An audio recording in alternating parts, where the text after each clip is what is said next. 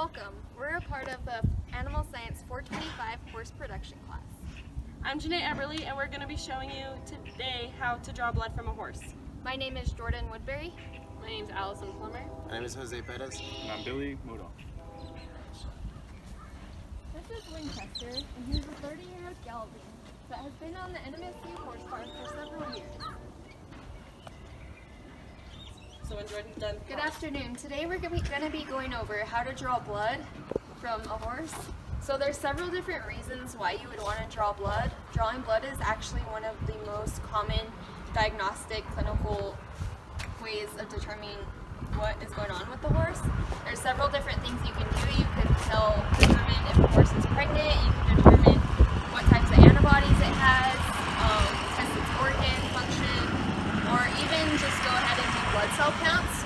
So there's numerous different purposes for drawing blood, so we're going to go over a little bit on how to do that. Before drawing blood, we must do it through the jugular vein. The jugular vein is the most common place to draw blood from. To find it, we do a parallel line from the eye to the neck in this area right here.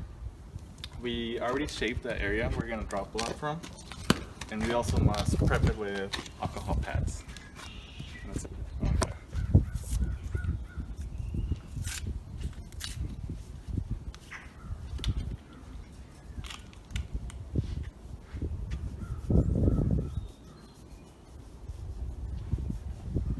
That's pretty much it.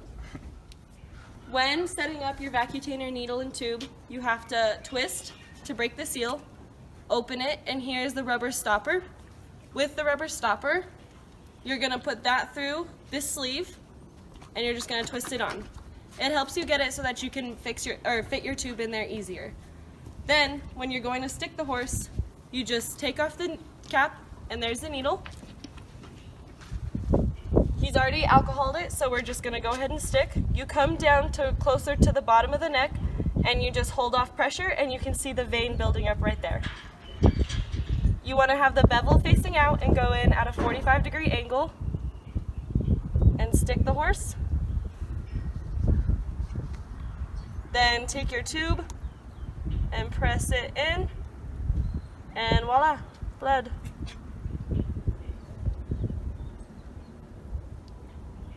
Once the vacutainer starts to lose its pressure, it'll stop bleeding, and then you can just unhook the tube, invert it a couple times to make sure it's completely coated, and that's good. There are 5 different types of vacuum tubes that are typically common that we'll use.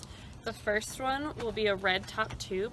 This one is used for serum, and it has clotting agents within it, and this promotes clotting to separate the serum from the blood. Very similar, we have a tiger top tube that has a similar function, but there's more of a gel aspect right here to help get the blood and the serum more separated. We also have a purple top tube.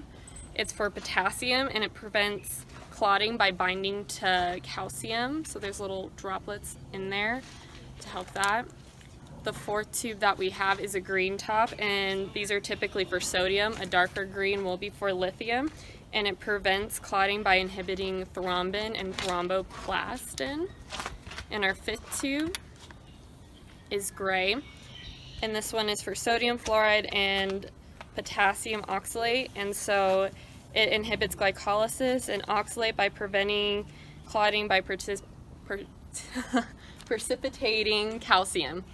So those are our 5 different types of vacuum tubes. Whenever you're done with your needles, you replace the cap and you make sure to dispose of them in a sharp spin, which is typically red and sealed.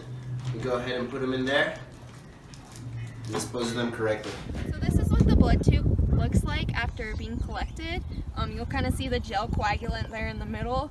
So depending on what you're testing for and what you want to do, there's several different methods of preparing the blood and ways to get it ready to test for those certain antibodies or proteins or whatever you're looking at. One of the main ways is it's good to keep the blood typically on ice.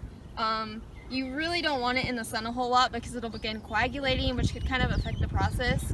So one of the main things you usually do is we'll stick it in a centrifuge. The centrifuge helps separate the blood layers, So you'll kind of get a layer that has serum and then clotted blood.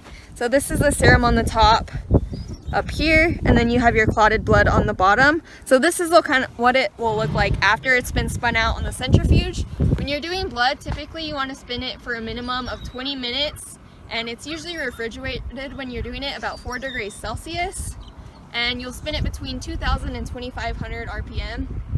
When doing this, you'll go off, depending on what you're looking for, you could pour the supernatant on the top of the blood tube off, and that can be frozen. That's always good for testing hormones or different things of that nature. But yeah.